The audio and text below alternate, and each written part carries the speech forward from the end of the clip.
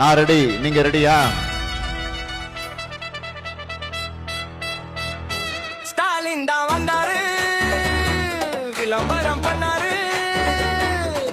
அதுதான் அதுதான் மக்களோட அழிவு. ஸ்டாலின் தான் வந்தாரு, நடு தெருவுல தான் விட்டாரு. அதுதான் அதுதான் தமிழ்நாட்டோ அழிவு.